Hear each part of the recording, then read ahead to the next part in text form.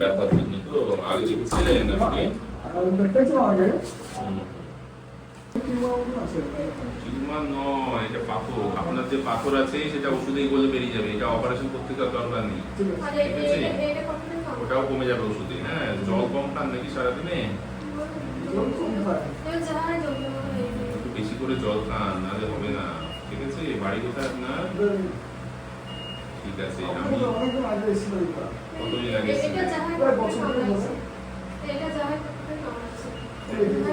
করবেন? এখন জলের দোষে পাথর হয়েছে, টিউবওয়েলের জল খেলে তো হবে না, আপনাকে ফিল্টার করা জল খেতে হবে। টিউবওয়েলের জলে আয়রন আছে, আর্সেনিক আছে, ওতে পাথর হয়ে যাচ্ছে। আর ফিল্টার করা জল খেলে পাথরটা তাড়াতাড়ি গলবে। কিন্তু সব ব্যাপারটা হচ্ছে সব পাথর কিন্তু গলে না, বা 2-3 পাথর এসে তো গলবে না। ঠিক আছে, আমি ওষুধ দিচ্ছি, এগুলো খান, এখন 1 মাস খান, তারপরে আবার ছবি তুলে আমাকে দেখাবেন। আর এর সঙ্গে লেবুর রস খেতে হবে, কাগজি লেবুর রস, বুঝলেন তো? এমনি চিনি নয়, এমনি জলে লেবুর রসটা গুলে খেতে হবে, ঠিক আছে? আর কিছু জিনিস একদম বারণ আছে, যেরকম হচ্ছে টমেটো, পালং শাক, এগুলো খাওয়া যাবে না। হ্যাঁ হ্যাঁ, ওগুলো বাদ করে দিন একদম, ঠিক আছে? তারপরে দিচ্ছি। হ্যাঁ,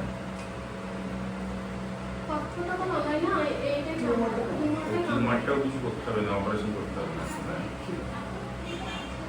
এই ওষুধ দিয়ে কোনো সমস্যা হলে জানাবেন অবশ্যই। হ্যাঁ, ঠিক আছে দাদা, জানাবেন। ওষুধ সাইড এফেক্ট গুলো জানাবেন, সম্পূর্ণ ওষুধ বন্ধ করে। হ্যাঁ,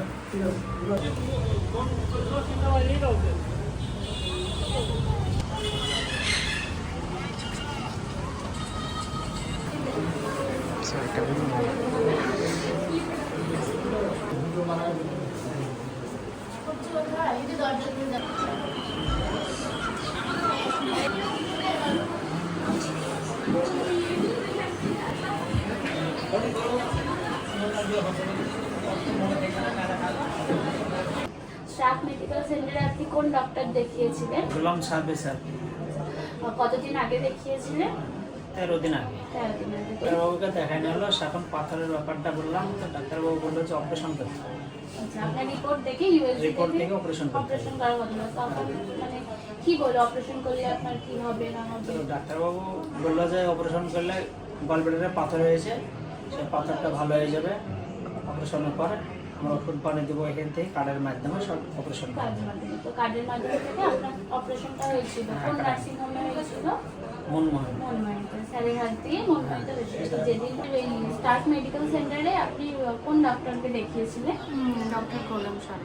কতদিন আগে দেখিয়েছিলেন?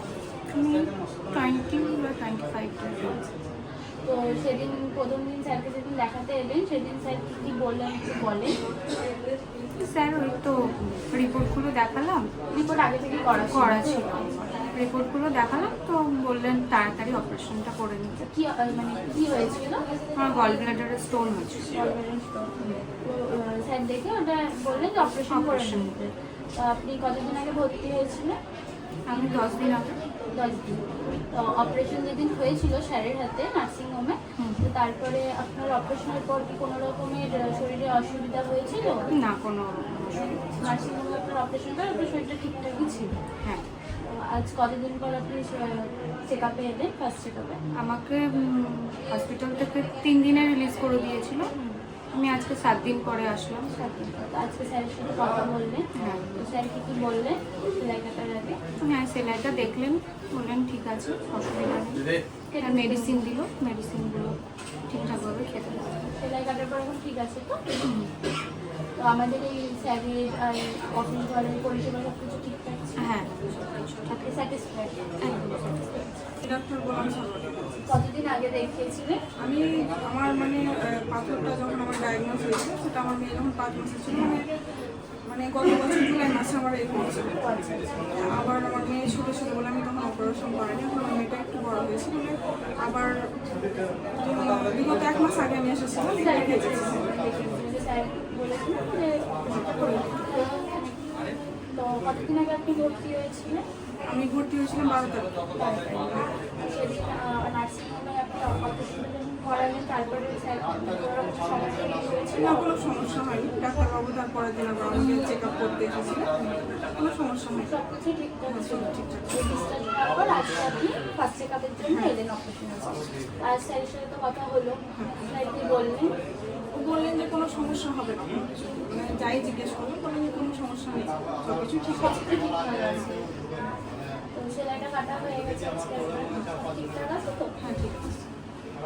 আর আমাদের স্যারের আর এই ভেতরে যে দাদারা রয়েছেন অপারেশনে তাদের পরিষেবা সব কিছু না সব ঠিক আছে, কোনো অসুবিধা নেই, কোনো কমপ্লেন নেই, সব সবই ঠিক আছে। সব ঠিকঠাক আছে।